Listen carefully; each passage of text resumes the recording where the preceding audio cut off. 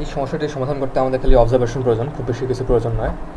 তো প্রথমে আমরা যে জিনিসটি দেখতে পাই সেটা হচ্ছে যে এখানে রয়েছে 43x এবং এখানে রয়েছে 20x এবং 23x, যে দুটো যোগ করলে 43 হয়। তাহলে এটিকে আমরা এভাবে লিখতে পারি, sign of 20x plus 23x। এটিকে যদি আমরা একটু সূত্র ফেলায় এক্সপ্যান্ড করি তাহলে হবে হচ্ছে sine of 20x cos of 23x plus sin of 23x into cos of 20x।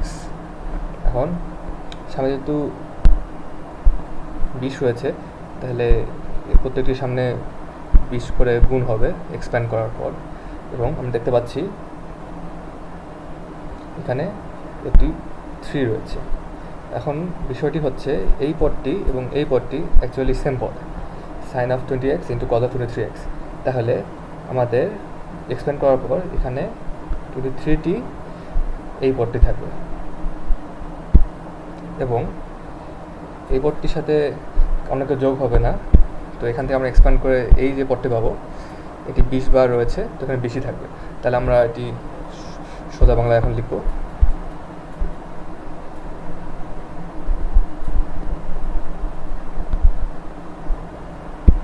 তাহলে এখন এটি এক্সপ্যান্ড করার পর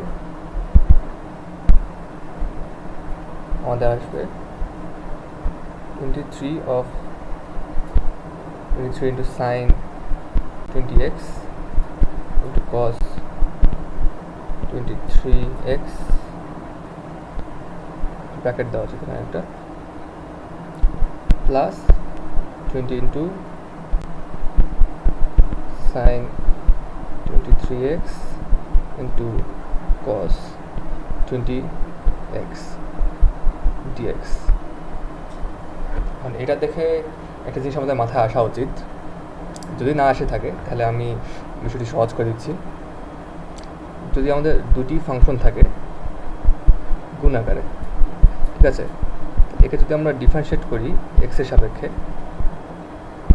এক্ষেত্রে ফাংশনগুলো যেহেতু এক্সের সাপেক্ষে পরিবর্তিত হয় বা এক্সের অপেক্ষক, তাহলে আমরা যদি এক্সের সাপেক্ষে ডিফারেন্সিয়েট করি আমরা কী পাই? আমরা পাই হচ্ছে প্রথমে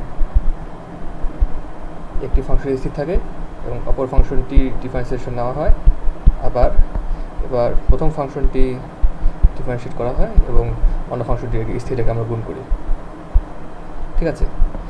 এই জিনিসটা কি এইটার সাথে তুলনা করা সম্ভব? যদি তুলনা করা সম্ভব হয় তাহলে আমরা পিছন দিকে যে ডিফারেন্সিয়েট করার বদলে ইন্টিগ্রেট করতে পারি, তাই না? দেখা যাক আমরা তুলনা করতে পারি কি না। এখন এখানে একটা দেখার বিষয় সেটা হচ্ছে যে এই যে 23 রয়েছে এবং cos 23x, এই দুটা কি সাইন অফ 23x এর ডিফারেন্সিয়েশন নয়? যদি আমরা sign of 23x K differentiate করি তাহলে আমরা কী পাবো? আমরা পাবো হচ্ছে 23 ইন্টু cos অফ 23x, তাই না? তাহলে আমরা কী পেলাম? এখানে একটা ফাংশন এবং তার সাথে এই ফাংশনের ডিফারেন্সিয়েশন যে দুটি হচ্ছে এখানে রয়েছে।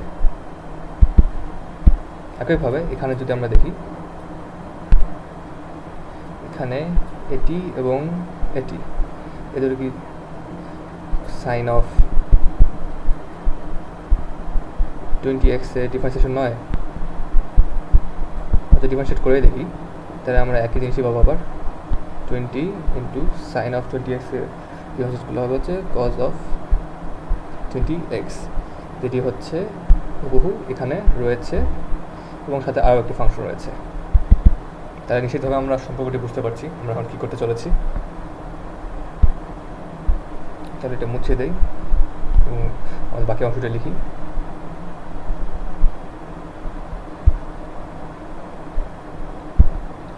তাহলে এই বিষয়টি স্পষ্ট হওয়ার কথা যে sine of 20x into sine of 23x, একে যদি আমরা ডিফারেন্সিয়েট করি তাহলে কিন্তু আমরা এই জিনিসটি পাওয়া সম্ভব আমাদের। একে ডিফারেন্সিয়েট করে যদি এই জিনিসটি পাওয়া সম্ভব হয় তাহলে ইন্টিগ্রেট করার এই জিনিসটি পাওয়া সম্ভব উল্টা সাইডে। তাহলে এটি হবে আমাদের উত্তর। যদি বিশ্বাস না হয় ডিফারেন্সিয়েট করে দেখা যেতে পারে, এটি উত্তর হবে।